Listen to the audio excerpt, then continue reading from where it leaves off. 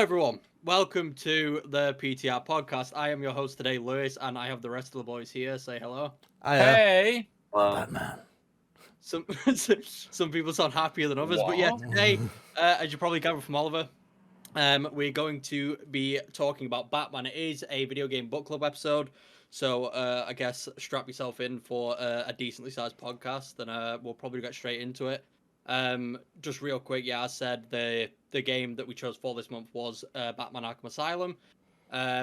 First question, before I get the initial thoughts, who is actually playing this for the first time and who is replaying the game? Well, I am playing it for the very first time. What? I also played it for the first time. I've played this many times. The interesting caveat to mine is that I played Arkham Knight before, so I played the final game in the trilogy before the first one. That's is there a reason why? Just because Arkham Knight came out and I thought, oh, that's alright, and then I played it. Yeah, I was going to argue that you don't really need the story, but you kind of do. Yeah, I don't remember the story from Arkham Knight. So. Yeah, but I just found that interesting. I like how two of us have played it and two of us haven't. It should allow for some good discussion. But yeah, as with every other podcast, what are the initial thoughts and opening statements for the game? Go on, Oliver. Me? Oh, yeah. I don't like going first. I like to copy what other people say.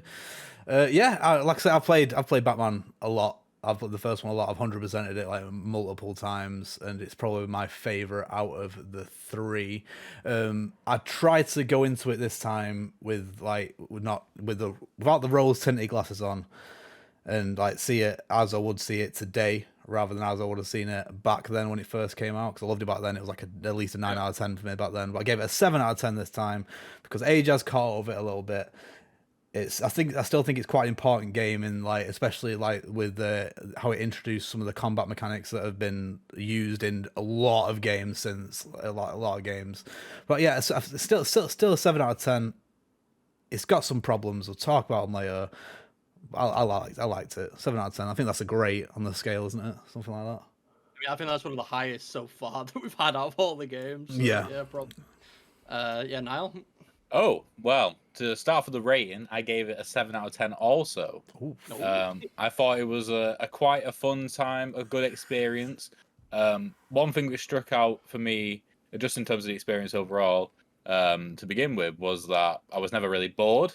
I liked that the game was like segmented into very like bite-sized chunks. I could jump in for half an hour, hop back out, and I never felt like it was going too long. I felt like I actually finished a bit quickly, to be honest. But yeah, 7 out of 10. Very well paced is what I got from what Niall said. I just want to point out that's incredible to me. I think that's the most glowing review we've ever seen from Niall Crabtree. Yeah. Ever. Not anything. It's what happens when we play good games, I guess. I don't know. I'm expecting a giant kick in the bollocks from Alex now. I've been waiting for this. We're waiting for his opinions. Before Alex goes, there's a bit of a meme that Alex just in general just doesn't seem to like Batman. So this is sort of his first big experience with Batman. So we're all like eagerly waiting to see what he has to say about the game. So go on, Alex, take the floor. Do it. So I've kept everything pretty much a secret about me playing this game to everyone. I gave the game a 5 out of 10. Okay. That's what I was expecting. Were you expecting a 5? Oh yeah, I was hoping to be pleasantly surprised by what you was about to say, but unfortunately not. Go on, keep going. No. I think the game would have been amazing if I played it at the time. When did it come out? 2009. But yes. Obviously, it's aged a lot since then. It's very clunky to control Batman on the ground. I think he controls like a car, if that makes sense. He controls like a tank. That's like the best. It's hard if you're just trying to walk around on the ground. He's like walking around like this, like with stiff shoulders. I don't like that. I just want to be able to easily be able to move. There's too many tight corridors, and then you get all these enemies jumping on you from these tight corridors, which I didn't like. They want you to use detective mode all the time. You may as well have just had that as its own thing, just having stuff appear rather than getting me blinded. Maybe have like epilepsy or something because it flashes the screen every single time. I'll stop because I've gone on a tangent. Lewis, you go. Yeah, I guess. I also gave it a 7, like Niall and Oliver. I also tried to come at it from a perspective where I'm like sort of like as if I was playing it for the first time.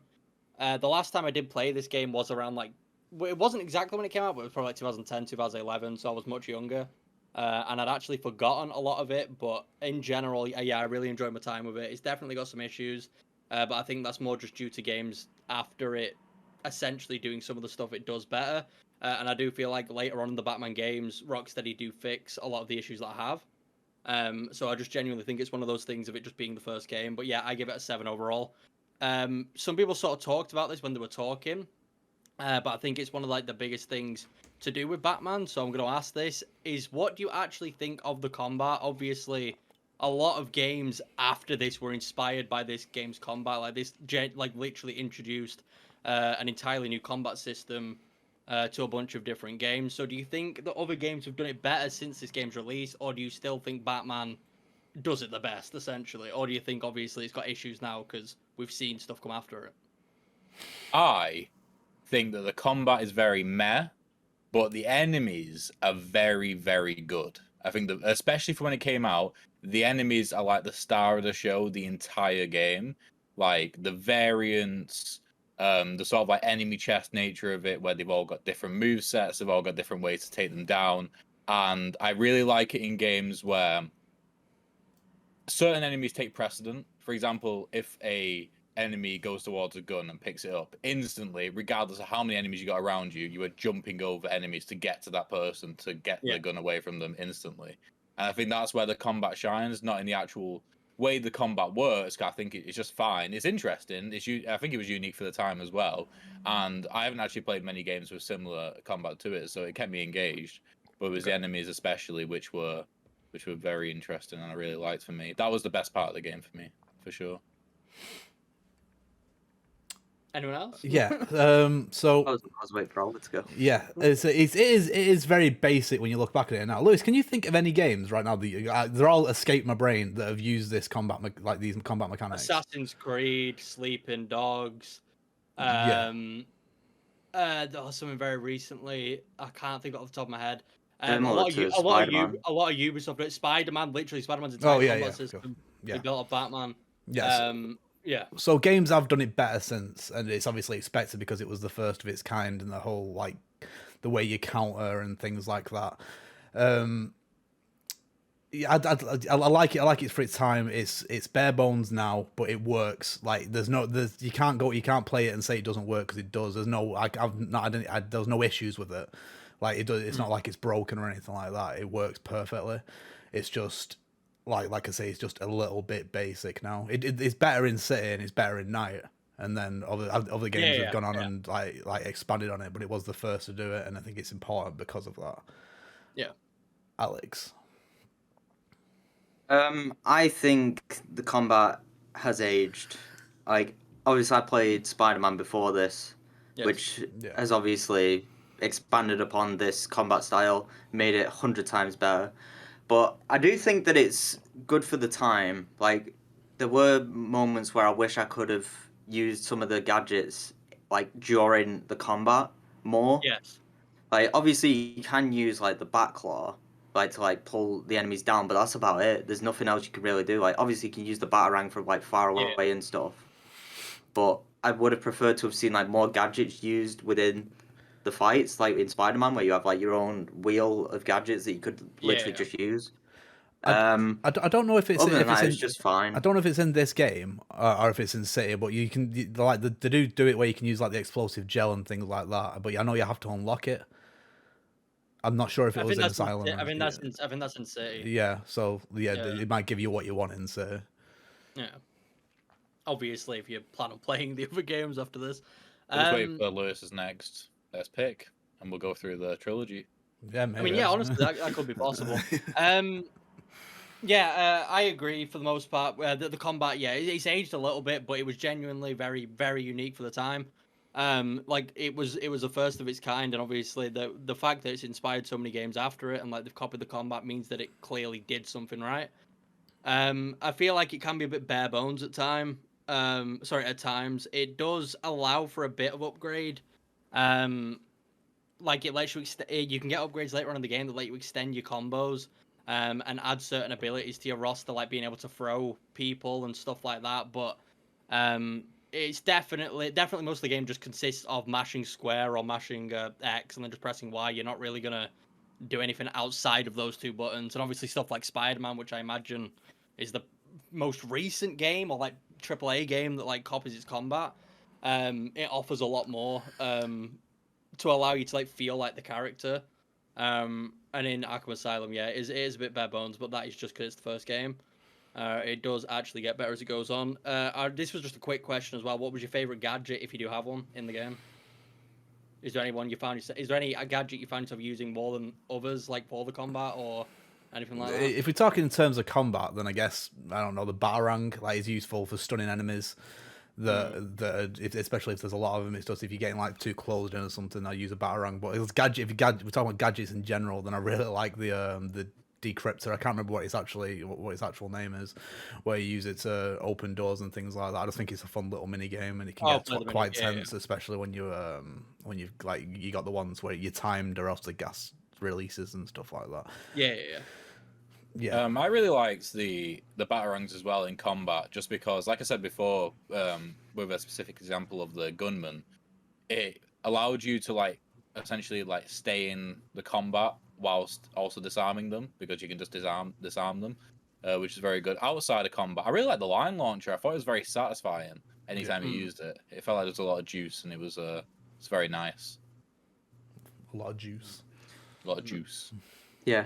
I liked the batarang as well, just in combat, just to stun enemies. Probably have to agree with Niall with the line launcher as well outside of combat. It was satisfying to use and just zip across.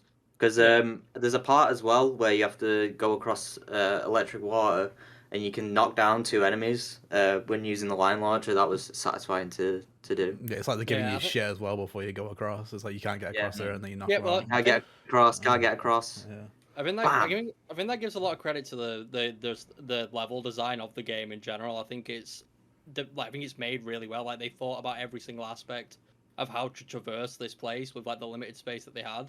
And I honestly really like how they managed to make it feel like when you did use a gadget, like it was your only option. Like that was the way you were getting across.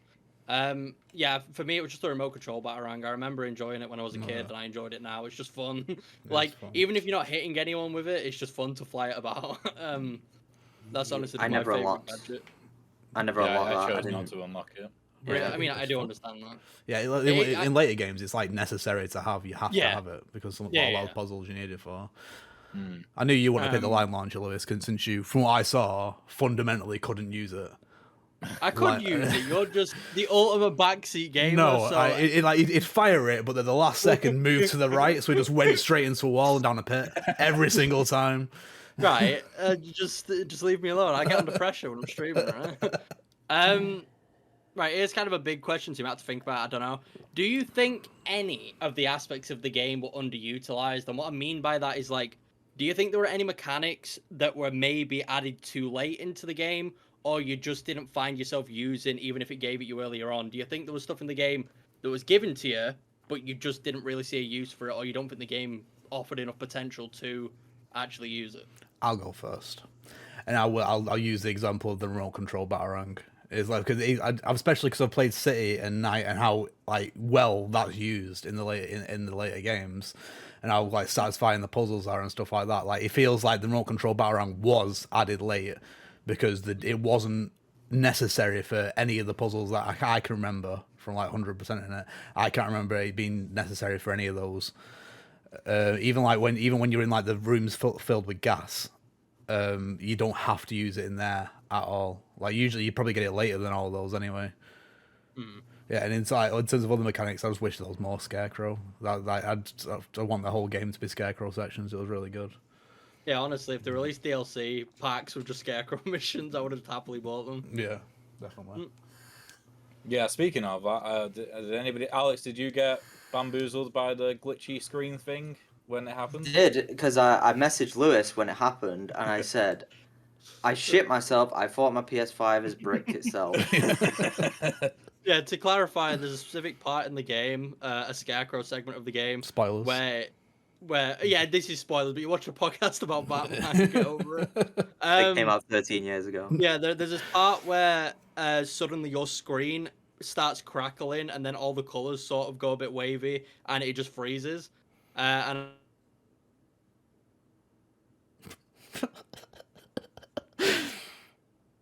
Wait, is that me?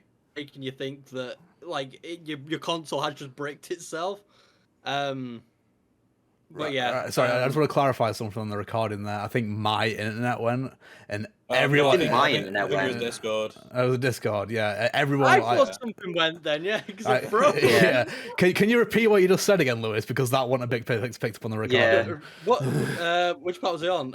Scarecrow. Scarecrow, right? So Scarecrow. the screen just, crackles. Just repeat the Scarecrow. The screen Yes. crackles Yeah, and yeah. it goes off. Yeah. I was just clarifying. Yeah, the screen crackles, the colors go away and it freezes, and it really does do a convincing job of making it look like your console brick. So I'm not surprised Alex reacted the way he did. I knew he was gonna do that. Like the moment he said, "I think my console's broken" or whatever, I was like, "Okay, right, he's at that part." Yeah, it's very Eternal yeah. Darkness kind of vibes. Oh yeah, for sure, yeah. You know, where he thinks that it's like actually breaking your console, and then you come back and you're actually playing as the Joker and stuff like that. But back to Lewis's question. What was Lewis's question? Underutilized. Yeah. What do you think was underutilized in the game? Have we got a question specifically about the final boss? I can add one if you have a question in mind. No, you can go because for I'll it. just say it now. Okay. I thought the final boss was dog shit, and I'll tell you why. Okay, Right, so Is this answering your question? Yeah. It's underutilized, and no, I'll wrap it Yeah. around. Trust me. Okay. Yeah. Right, okay, so the thing is though, on paper, the final boss was really good because what the final boss is supposed to do is supposed to showcase the best bits of the game. And for me, the best bit was the enemies. And that's all the final boss was. It was fighting ads. It was fighting the enemies. However, the entire context of the game and the entire build-up through teaching you about Titans indicates the final boss fight is going to be like a souped-up Titan fight. And it's not. It's just like a baby bitch Titan, which does nothing. You literally don't even use the basic, it charging at you and you're throwing a batarang at it. That doesn't even happen once the entire game, or the entire final boss. Yeah. All of it. Just in its defense, slightly, you do fight two Titans right before you fight the Joker. That's the thing. The whole point of Joker turning into a Titan should be, do you fight Titan Joker, not do you fight his minions and then you pull him off whilst he's posing for the news, you know what I mean? Yeah. That was the most underwhelming boss fight that I can remember ever. I do agree with Niall. It not only is the entire fight bad, but it's very abrupt in the way it happens. Like the whole entire encounter with Joker at the end is incredibly abrupt. And like Niall said, you're not fighting a Titan in that final boss fight. Like he is a Titan, but he's not doing anything that a Titan would do. He's just you're just fighting a Joker that you can pull off a ledge. Really, you're not doing anything with it. Yeah, I'm not disagreeing at all. The final boss fight was dog shit. It's like the whole point that Batman was shot with the Titan formula and didn't become like this big beefy Batman. In myself, I felt robbed. It should have been Titan on Titan. Yeah, that'd be so good. Yeah, that would have been incredible. Very cool. Yeah, it would have. But no, he cured himself and left Joker to be all Titaned. That's a Batman thing to do, though, to be fair. It is a Batman. Well, The Batman thing to do would be to cure Joker. It's all about that's true. And he didn't do that. He did the opposite of that. So to simply answer what was most underutilized, it was Yeah. Titans in the form of not making it a boss fight at the end, like a proper Titan boss fight. Okay. That's me. Alex. Alex hasn't answered. Can I expand upon what Niall said about the final go- Oh. boss? No. Yeah, go for it. Yeah, go on. Then. I thought all the boss fights were horrible. I thought they were all dog shit, and they could have been so much better. Even There you go. the Poison Ivy one. The Poison Ivy one was the worst one. That was the only real boss fight, in my Yeah, opinion. that's what I'm saying. That's what I'm saying. Exactly. Yeah. That's very Because interesting. all you do is just throw your batarang, dodge to the left, throw your batarang, dodge to the right, throw your batarang. That is very true. It's not what a you're boss saying fight. is true. It's not a boss Yeah, but fight. Is that any different from like I don't know, like a Mario boss where it's like I don't know, like Petey Piranha or something where you just spray him in the mouth and pound his Using stomach. a Mario boss as an example of a good boss is just actually wrong. I'm Right, using there- Mario Whoa, Sunshine, whoa, which I do whoa, not even whoa. like that much. What No. the fuck are you? No, let's fucking segue because you can't just say that and get away with it. What the fuck are you talking about? Well, every single Mario boss which I've encountered is either spin around, throw the boss, or spin around, jump on the boss's head. That is not good boss. In my personal opinion. I've not played Sunshine. I played Odyssey though, that's all it Yeah, is. it's the same thing. Yeah. Have you played Galaxy? Yeah. I played a bit of Galaxy. I fought Petey Piranha, which is spin around and throw its tail at itself, which is just an extension of the same thing. That's one boss fight in the entire game. What about King Caliente? What about Bowser? That's not about that's not about spinning around anything, really. What is that about? Describe it to me. You spin Bowser around. Ah, well there we are then. I mean, Galaxy is the only game where you spin Mario at all. So what? Spin Mario? Right, no, right. I'm just going to discount that This isn't because the Mario Galaxy. it's not a Mario Galaxy thing, but Mario has good bosses. That is like one of the things it's known for. But whatever. Moving on. I do. I think it's known for its platforming, to be honest. But anyway. I just gonna. Yeah, I was going to say. One of the things it's I known don't- for. I do agree that some what's the word? Mario bosses aren't great, but my point was more Alex not liking it for that reason, but I know he probably likes some Mario boss fights, like I don't know, like other just platforming games, they probably follow a similar formula, so I'm just wondering why Batman does it worse. That's all I'm wondering. It just seems like it seems like a boss mechanic I see quite frequently, and I don't know if it would receive as harsh of a criticism in those games. Compared to this one. I'm just wondering. No, I'll explain myself. Yeah. I don't like how many times you fight the same boss.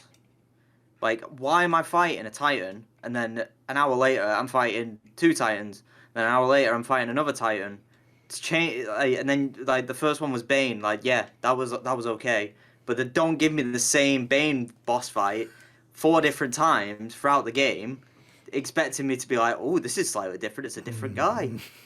The answer would be is if they were training you for a final boss fight in which you fought. Yeah, exactly. Title, which didn't happen. I I'd would say- have preferred that. Yeah, I'd say the only reason for it would just be because that's sort of like the main point. It's the main. What's the word? It's just it's the main thing that's like obvious. It's the main aspect of the game that like you're working towards, like solving the Titan thing. So that's why you fight so many of them. That's like the main mechanic. But I do agree. Sorry, listeners. It seems Batman's- Discord seems to be on its arse again. Yeah, Yeah. this Oh, yeah. went again. Apologies. Yeah, I do agree. I do And agree. then it just got Is out. that all you were? Yeah, right, just while we're connected, I don't want to put words in Alex's mouth or anything about specifically about the Poison Ivy boss fight, but the Poison Ivy boss fight is one mechanic over and over again. It doesn't switch up at all. You find this gigantic plant, and all you do is throw batarangs at it. That's it. Yeah. And so I think that I don't want to put words in his mouth, but that to me is why that is a subpar boss fight. Yeah. Yeah. And the Killer Croc one is instead of going left to right, throw batarangs, you just run backwards and throw batarangs, and that's it. Yeah, I don't. Yeah. I don't think the Killer Croc one. I wouldn't even class that as a boss fight either. I mean, I because would You don't just really 'cause- fight him. I would just go to big Batman villain. I mean, that's what I was saying before Discord shit itself. Yeah. I was gonna say I do feel like with Batman's roster of villains, and I may as well just get into my own thing. I feel like that's what was underutilized in this game. I feel like Batman's roster of villains, they had a much higher potential to use a lot more interesting characters, and allow them to do a lot more cool things. And like everyone's already brought up, a lot of it just consists of fighting random Titans, that are just random dudes and no one really cares about them. Obviously that is sorted in the sequels. You do obviously encounter more of Batman's villains. And I'm not gonna like say the game's bad for not doing it in the first one. They're obviously finding out what to do and try and like build a fun story. But yeah, I do feel like a lot of the characters were underutilized, and it's probably why I like the Scarecrow stuff so much, just because they did Scarecrow's character justice and they did him really well, and they built a level around what his abilities are, and I think that worked really well. I feel like the other enemy, well, Bane, to be fair, like that's pretty much how a Bane fight would go anyway, but everyone else outside of those two, yeah, I feel like they were just very shoddily put together. I don't think a ton of thought went into them, or they could have at least used their mechanics more as like ways to actually fight them. rather than just like fighting Poison Ivy and just running left and right from flowers. I feel like a lot more could have been done with that. But yeah, everyone's answered that question. What was next? This one's kind of like, this one's separated a little bit, so I'll ask Alex first, then you two probably, because I know you know quite a bit about Batman. Basically, I know you didn't like Batman before this, Alex. I know you were going into this raw. Has it made you any more interested in the character or the lore or anything to just do with Batman in general? Honestly, not really. Like, I haven't really been interested in Batman like since like I've known about the character. Right. Just doesn't seem. It just doesn't seem that good to me. I don't know. I don't know what it is. And just with the way that the villains were portrayed, I just feel like they weren't. They didn't feel like good villains. Ooh. Like, especially with. I don't know. I don't understand the motives of why they follow Joker around or whatever. Some people just want to watch the world burn. There was the Riddler as well. Well, the Riddler's motive was it just like leaving trophies around. Like, Yeah, yeah, I know, but yeah, Riddler just looks fucking about. like, was there any point in him even being in the game? Like, I know it's like all fun collectible or whatever. Riddler's how many trophies motive. did everyone get, by the way? I can't remember. I've platinumed it ages ago, so. I got about 60 of them, 70 of them. I got 59. Wow. Yeah, just to answer you, Riddler's entire motivation is that Batman's supposed to be the world's greatest detective, and Riddler says, no, that's fucking bullshit. I'm a genius. I'm going to prove that I'm smarter than Batman, and that is his entire thing. Yeah. It's literally just a fuck with Batman. That's pretty much all it is. Yeah, Joker doesn't have a motive. Right. He never ever has. Killer Croc just wants to eat people. Who else? Scarecrow just wants to, because Scarecrow as a kid was frightened a lot by his father. Like, he was like experimenting on stuff like that, and he wants to just make the world burn and make everyone scared. And so that's a lot of Batman villains' motivation. They're bad because they want the world to burn. Essentially. Yeah, they're just bad people, pretty much. Right, Poison Ivy and Swamp Thing have a very similar motivation, I guess. They just like nature, I guess. Yeah, they just like nature. There's David Attenborough, but like in a sexy t-shirt and plant panties kind of a combo. Yeah. Is that Swamp Thing? Yeah. Yeah. Yeah, the other half of the question was just to you two then. Do you think they did the Batman story justice? Do you think this was a good way to do you think this was a good story for a Batman game? Like, do you think this is the best way they could have done it, or do you think they could have done more? Can I answer this first now? Do I have your permission? Yeah, sure, whatever. Bang him.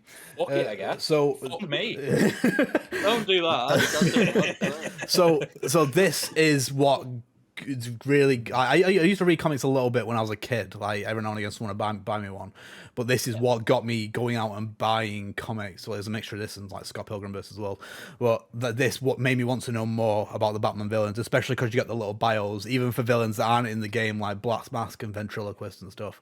I went out and bought comics so I could learn more about these villains, because I think Batman is on par with Spider-Man for having the best villains in any superhero franchise. Like, it's a really great mixture of villains. So my answer is, at the time when I played this, yes, definitely.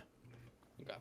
Yeah, I mean, for Batman villains, for the vast majority of them anyway, or like the main ones, the best part about them is that they're essentially just holding up a mirror to Batman in different ways and showcasing different parts of his personality. Like, Batman is is nothing really, and the villains make Batman.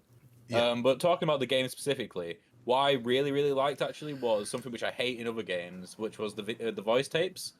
I thought they were really, really good. Yeah. The voice actors had literally no constraints because they didn't have to deal with animation, they didn't have to deal with like the lengths of how long the audio had to be or anything like that. They could just like really expose the personality of each villain, and I hate that type of thing in most games. But I was actively seeking them out in this game just to learn more about these villains, really, and I really like that about them.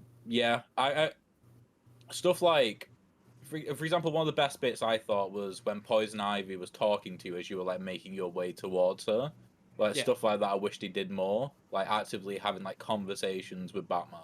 Essentially, the one-way conversations, but yeah. Scarecrow did Scarecrow was another good example of that as well. The rest just sort of existed around Batman, to be fair. But I thought it was good. Like, I thought it was a good story.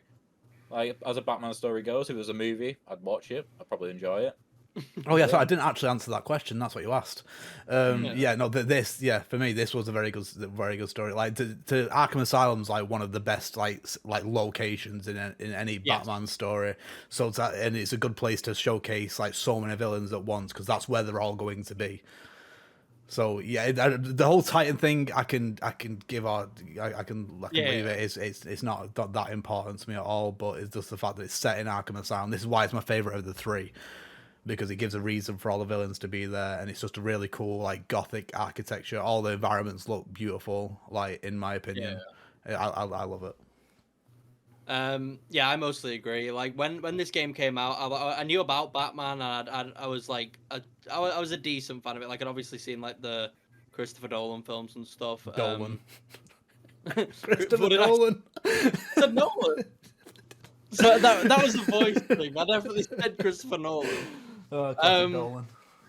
I don't like Christopher Nolan because Nolan was the name of one of my old PE teachers. I had the same one. He was a scary Scottish guy.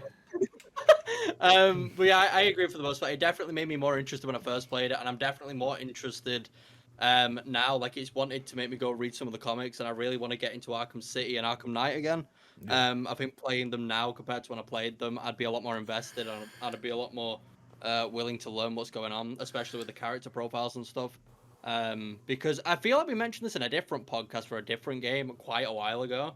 About that whole thing in games of like, I think it was Hades during that podcast. Like we all said that we don't like games where it wants you to go find the lore yourself and learn about all these characters. But as Niall said, I really enjoyed my time listening to him. I ended up skipping a lot of them on this playthrough, but that's because I was streaming on Twitch, and I didn't want to like bore people with me just listening to stuff. But I can definitely see myself going back, or at least in the future games, just listening to it myself. I do have one more question. It'll probably be quite a quick one. Did you guys like the Riddler trophies? Did you like hunting for them? Did you hunt for them? What's your opinion on them? For me, go on. No, you go on now. Oh, fine. Yeah, well, for the final hour of the game, I surprised myself. I was actually actively seeking them out, just because I got the Riddler map, and I had to. I had to go like the long way around to get to the final boss fight. I can't remember why. I might have just made a mistake, but I ended up going a long way around. And I just ended up spending an hour doing detours looking for Riddler trophies, and it was just something, because it gave me an excuse to use the different gadgets and stuff like that, and explore the level in different ways, which was nice. They weren't really Riddler trophies because, I mean, I'm not actually sure if like are there like actual riddles in the game, like to get Riddler trophies. I don't think I engaged with a single one of them. I just found them as I went. Like a lot of the times you'll go into new areas and it will give you a couple of riddles for that room, and it'll be like it'll be something. A lot of the time, the actual riddles will be to do with finding a certain object and scanning it, and then you'll like solve the riddle. But what were those spider things? Like I didn't know what to do with those spider things, but they were everywhere, all over the level. Oh, like the tablets with spiders. Scan them. The Chronicles of Arkham. Yeah, but how you scan them. With what? Oh, with the frequency. Yeah. No. You hold the scan button. The detective mode, hold it. The left shoulder button. You hold it and it scans it. Oh, I did not know that. You had to do that at one point in the game. You had to do it a couple of times, yeah. Yeah, there's a portrait of Warden Sharp in a room, and you had to solve the riddle to move on. I don't remember doing that, honestly. Oh, okay. I don't at all. Well, yeah, you could scan things and it would give you lore, basically. Yeah, I didn't know that. So there we are. Yeah, Alex, you want to go next? What was the question again? Riddler trophies. Yeah, do you enjoy Not really. I just if I found them, I found them. I didn't actively search. I think I figured out what that meant. Do you know like where it says like where you are, and then it's got like the little riddle underneath. It took me till about halfway through the game to figure out what that actually meant. I thought that was just like, I thought that was like a subtext of the room, if that makes sense. Yeah. It's like, oh, the boiler chamber, like, go into the boiler. I don't know. What a good riddle. Yeah, that's fair. I mean, I can understand that not for everyone. I thought they were quite an engaging collectible. Like most games, unless I'm really into the game, like collectibles will just go screw them. So I really don't care. It just didn't feel satisfying to collect them. if that makes sense. I wasn't actively getting rewards like as I was collecting them, so I didn't see a point in collecting them. Yeah, it's literally just for your own benefit for the most part. You get XP, but that's about it. Yeah. I didn't care about XP. I think it's just the idea that it was a riddle for me. So like every single one of them, and there's a ton of them as well. But the fact that every single one of them, you were just offered pretty much a challenge, and the opportunity to like figure out that challenge added a lot to collectibles. In other games, obviously, just finding them and just picking them up, it's just not as fun. But when there's like a reason to work for it, and the game's like specifically basically 1v1 you, saying you can't find it, like it sort of makes me want to find it. So I do think they're honestly really good collectibles, and they're probably quite an iconic collectible as well, to be honest. Yeah, like a lot of people know about Riddler trophies if you just play games in general. Yeah. I realised, I think in Arkham Asylum, though, the best implemented in Asylum over the other ones, because the other ones there's just way too many. The environment is way too vast for you to want to go and find them. That when I first played it, when I realized that especially when you're scanning stuff, like for example, you see Black Mask on the wall, you scan that, it unlocks the bio, so you can learn more about them and things like that. Like that's the same with a lot of the characters. Like ones I can think of off the old Dome pieces, like Penguin. You see his umbrella at one point, you scan that, you get his bio. Same with Catwoman, you find her goggles, you get her bio. You unlock character trophies for doing it. Like through the main menu, you can go look at like in depth at the actual models of the characters. I thought that was really good, and it's a very achievable 100%. Like it's I really enjoyed doing them. I didn't do them this time around because I didn't really have time, but I really enjoyed doing them. The trophies themselves are probably the worst part about it. Like I prefer the actual riddles, especially like there's ones where you have to kind of like if you go into detective mode, you see the question, but you see like half the question might need to find the other half of it and kind of match it up in your viewpoint. Yeah, I like to win this game. Less so in City and Night, but this game definitely. Yeah. That's mostly it. I guess for the final, just like round up, what were your scores again, and just like a quick final, just word on the game, I suppose. So I gave it a 7. I had another thing, but it's quite negative. I don't want to end on a negative note, so I'm not going to. Go for it. Okay. Yeah, the visual design of the game was fucking terrible. Like, it was awful. Like, it's exactly what Ali said at the beginning of the game. You might as well spend the entirety of your time in detective mode. There's no benefit to not being in detective mode, apart from the fact that some enemies wear different colors, and that's actually important to figuring out what they do. Like, the amount of time in the game where that's the thing that annoyed me the most, is that whenever I was stuck, I didn't think it was my fault, because the entire environment is like it's subject to its time, to be fair. It's all fucking browny grey blobs of clay shit, and it's like just looks awful. It's an asylum. What colour do you want it to be? No, but that time that was what's deemed as realistic. Like, it looks like Gears, which is it's like the exact same colour palette as Gears, pretty much. Yeah, and like for example, a vent or like a ledge or whatever, like it looks like there's no differentiation between anything. Like a ledge to grapple onto or a vent to grapple onto. The amount of times I got stuck because I just couldn't see them because it looked exactly the same as the rest of the environment. Yeah, and like I just ended up just using detective mode the entire game, and that didn't feel like I was being a detective. It felt like I was being a bit of a cheat. So honestly, if the visual design of the game was a bit better, it'd probably be like an 8 out of 10, I'd say.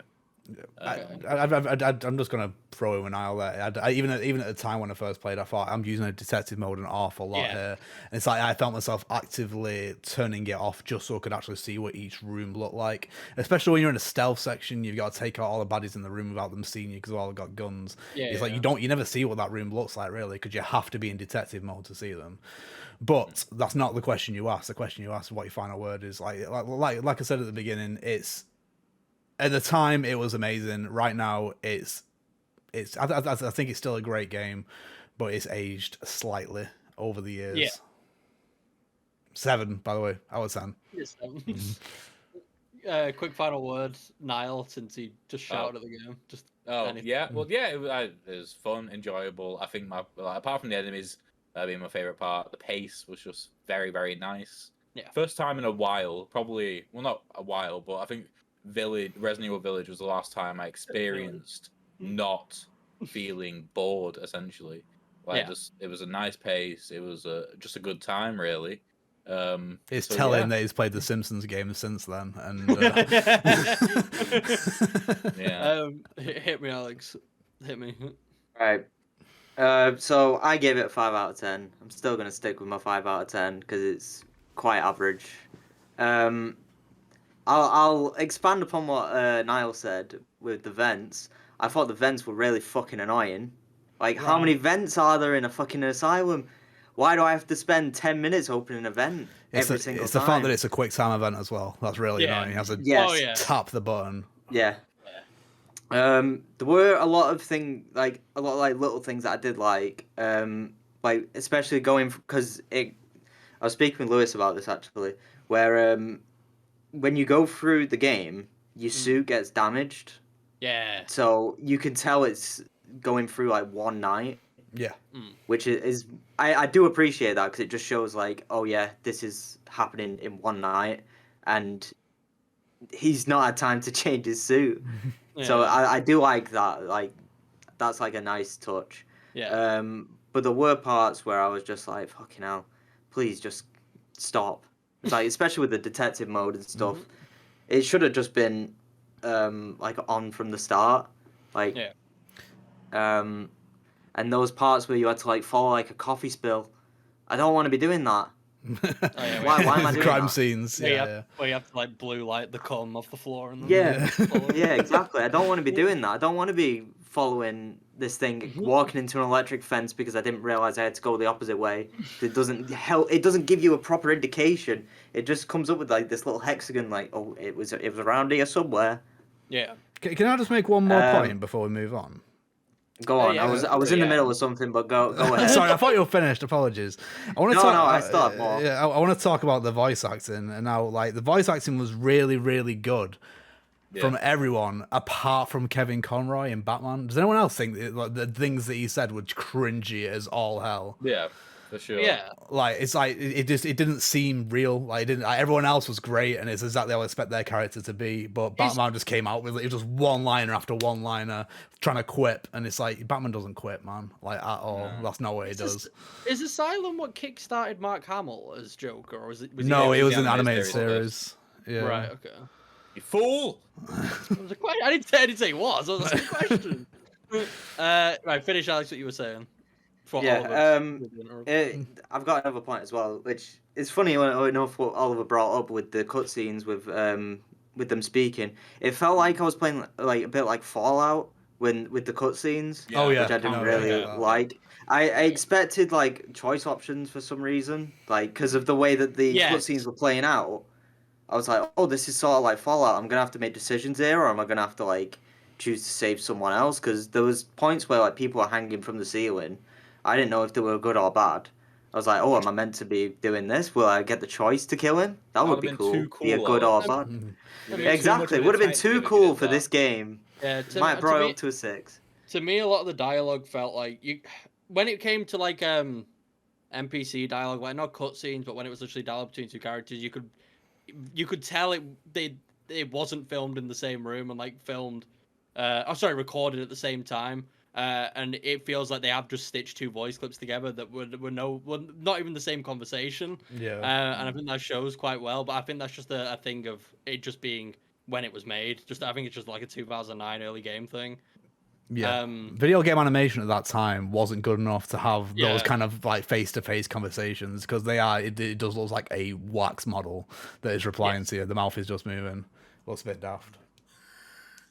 Your final word, Alex. Is it good, bad? It's just good overall. Yeah.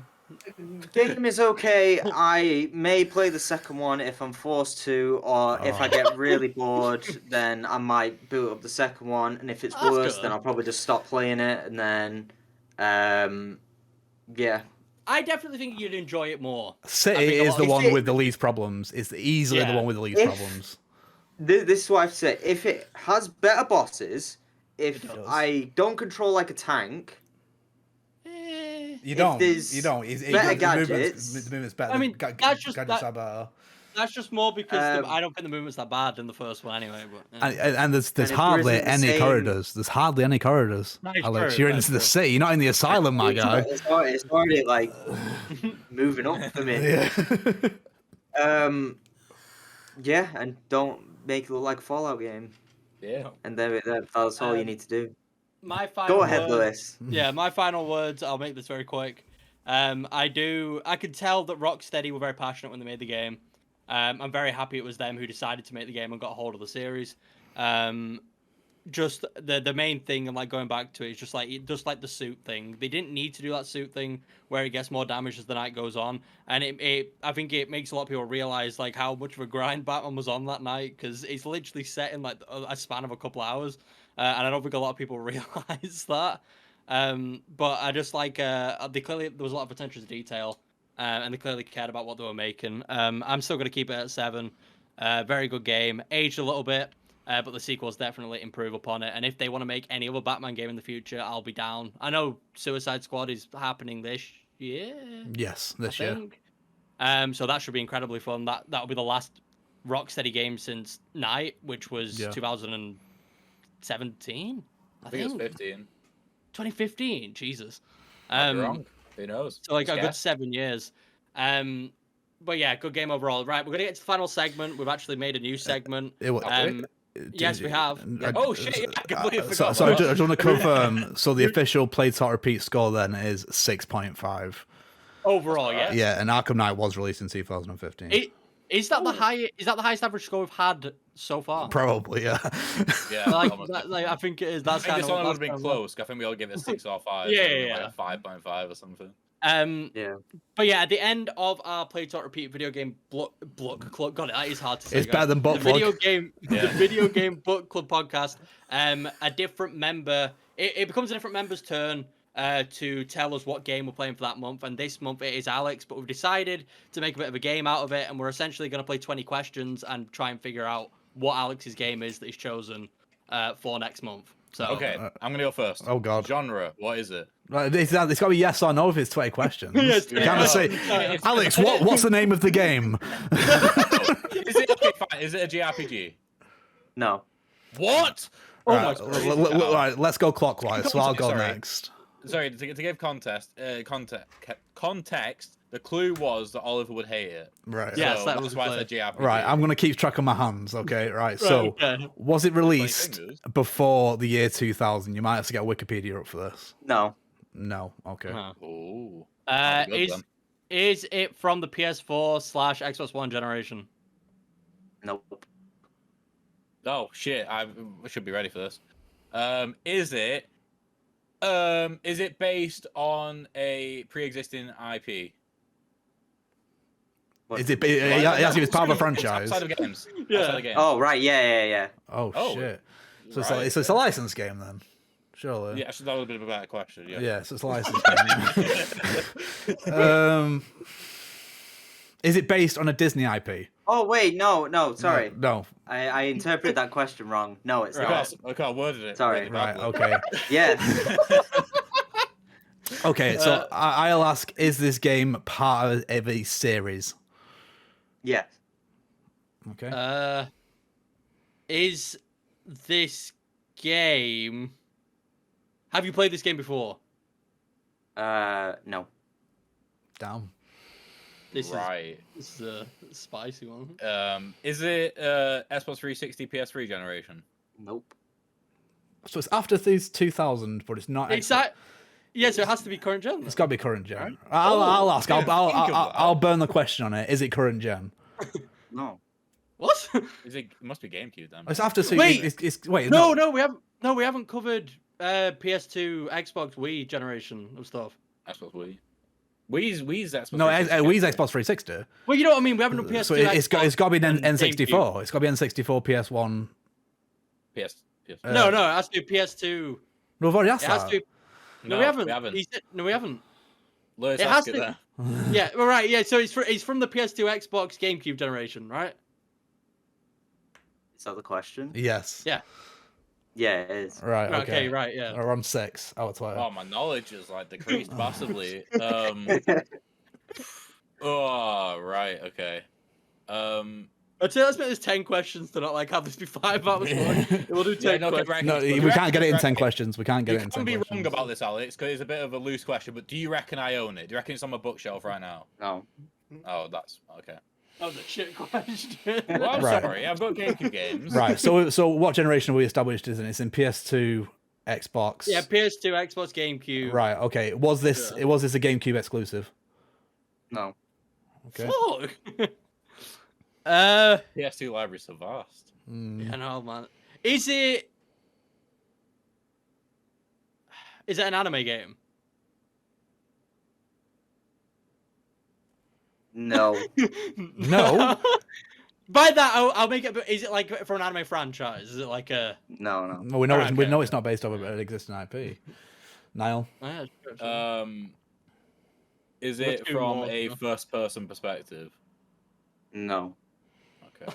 Let's go for all of you. You've got the final blow. No. Wait, We no, got to do this in 20 questions. We can't get it in 10. It's not going to happen. All right, we're doing Yeah. 20. We're right? doing 20. Yeah, I know. Right. So we're on Fine. question. We're on question 11 right now. Right. Okay. Right. Is this a platformer? Surely we're on question 10. No, it's I not. started I don't know. We're on 11. Right, this is the 11th question. Just on the 11th. Or 11th. Right. So it's not a platformer. No. Once we've asked all questions, we'll each make a guess. I think that's the best way to Does do it. it? Would you say the series is iconic? Oh. Is it an action-adventure game? No. Is it a Japanese developer? Yeah. Oh, Fucking God. Square Enix. It's Square Enix. It's gotta be. Oh wait, no, wait, hang on. Let me just double Check the developer. Yeah, Rory- it is. Yeah, it is. Yeah, Okay. Wait, it's not 100%. Square Enix. All right. I think we gauge from that. Question 15. Lewis. Wait, so was it a Japanese developer? No. Yes. Oh yeah. No. Yes, it was. Yes. Sorry. It was. It's an iconic franchise. So it could be Capcom. Capcom's Japanese, aren't I don't know. Oh no, Discord froze again. they? Yeah. No. We're back. Yeah. I don't know if this was asked. We just found the generation. Is it on? Oh no, you said it was multi-platform, didn't we? We've established that. Yes. Well, no. We just know it's not exclusive to Nintendo. Yeah. Oh, that's true. So it could be exclusive to someone else. Could be. Is it exclusive to PS2, Alex? It is exclusive to PS2. Right. I'm gonna do some fucking googling now. Yeah. Have we defined the genre yet? No. We just know it's not a platformer. Yeah. We've got 5 questions left. Oh, okay. Is it from a third-person perspective? Yeah. Okay, cool. If it's not first, it's got to be third. Yeah, we isn't it? knew. Like, Discord's gone again. Give it a second, guys. Again, I'll continue speaking. yeah, Discord. Discord okay. is proper shit in Well, itself. no, Yeah. from the question, I would imagine that if it was top down, you wouldn't say third person. Oh, that's true, actually. Right. So that was the 16th question. That's second person. Yeah. It's my quick guess. Oh, fucking hell. Right. I feel like one of us should be able to get this. Bear with from me. what we've got. Bear with me. So it's PS2 exclusive. It's by a Japanese developer, And it's part of a franchise. and it's part of a franchise, and it's like supposed to be iconic. Wait, once can we confirm? Right. Wait. Yeah, we can confirm. We can confirm, but we just can't. What? Yeah. Does Shenmue fit into this? No, it wasn't on PlayStation. Oh, okay. I don't know what it was on. What was on? Dreamcast. Do you play as any kind of anthropomorphic animal in this game? No. You don't? What the fuck? What is this game? So it's a game where you play as a regular human being Well, yeah, and an fine, as well, iconic yeah. franchise on a PS2 game. And it's third person, and it's a Japanese developer. Yep. This game isn't real. I'm Right, pretty sure. Lewis, it's your question. Is it? Fucking hell. Is it? How many? Oh no, I can't ask that. You need yes or no. Are there more than 3 games in the series? Yes. I I'm gonna ask a shit question. To be fair, Are we sure this isn't Final Fantasy? right, so what question are we on? 18. No, because it's not Square. I know it's not Square because he knows they're Japanese. Yeah, that's true. Would you describe, even for the time, the art style as like a realistic art style? No. Right, I need to think it. I need to think. Because I've got the final question there. Right here on my pinky finger. I'm gonna do some googling. Yeah, I don't think we're allowed to. I don't know what the rules are. Anyway, so I can't. You literally just Googled. Yeah, and I didn't actually Google anything. Oh, right, okay. All right, so he plays a human. Or let's get all the facts together. Right, so he plays a human. It's third person. It's Japanese developed. It's on the PS2. You don't play as an animal. More than 3 games. More than 3 games in the series. It's not realistic art style. No. I can't fucking think of anything. I don't know the iconic one, but It's not a platformer. Wait. Oh no, it's not. Wait, no. I think I've got it. I think I've got. No, because it's on PS2. Fuck. Oh, I think I've got it. If you want to use your final question to just guess it, you can go. No, because the guesses are after the 20 questions. Is it a stealth-based game? No. Fuck! I don't have it. I thought it was a Metal Gear game. Oh, that would be interesting. Yeah. Right, so we have to guess now, right? We gotta just guess, and I've got no clue. Lewis, you can guess first. Okay.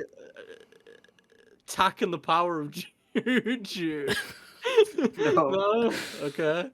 I don't know who develops it, but fucking, I don't know if this even works either. But Shadow of the Colossus. No. Fucking hope it's not Shadow Colossus. It's definitely not. Right, I'm gonna guess. No. Wait. Oh no, wait. No, because Sonic's an animal. It's not a Sonic game. I'm gonna guess Kingdom Hearts 2. That's what I'm gonna guess. Why the fuck would I want to play that? I don't know, because you like Kingdom Hearts. No, I don't. Oh, it's Lewis, isn't it? It's Lewis who likes Kingdom Hearts. Right, well, that's all the guesses. We failed. Put us out of our misery. Are you ready? I'm born ready. Yeah. Next month, we are going to be playing We Love Katamari. We love Katamari. I don't know why you had to look up whether that was a Japanese developer or not. That is one of the most Japanese games I've ever seen. We Love Katamari. So what? That's I didn't know if the actual company. Is that exclusive to PS2? Confused me with the question. Yeah, that was on PS2. Remember when I asked for the PS2 emulator? Yeah. Is that what you were checking, see if it works? Yeah, that's what I was checking. It works. Does it work? Yeah. Yeah, it does work. Yeah. Cracking. Right. Okay. Great so game. that's that. That's actually really exciting. All right. So wrap us up, Lewis. Get hyped. Yeah, so there you go. That was painfully long-winded. We'll try and sort that out for next podcast. Try and cut that down a little bit. But thank you everyone for watching it. The schedule for the rest of the month. Oh no, shit. Yeah, this will be March. This is so far ahead. We have no. This is end of February. I'm ruining this. This isn't recorded in February. I'm sorry. But it doesn't matter. Fuck the schedule. But I hope you enjoyed the podcast. If you haven't already, please do subscribe if you're listening to this on YouTube, and go follow us on all other social medias. And obviously, if you're listening to us on a podcast website, then follow or like whatever it is you do on those sites. It will be greatly appreciated. Thank you everyone for listening. We're also on Twitch.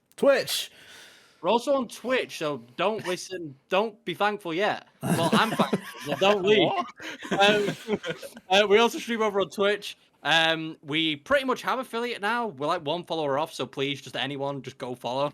And we'll probably have affiliate. Probably have affiliate if you go onto our stream. But we stream there pretty much every day. You'll see one of us there doing something. But yeah, that's about it. Thank you everyone for listening, and I hope to see you next time. See you later. Goodbye. Goodbye.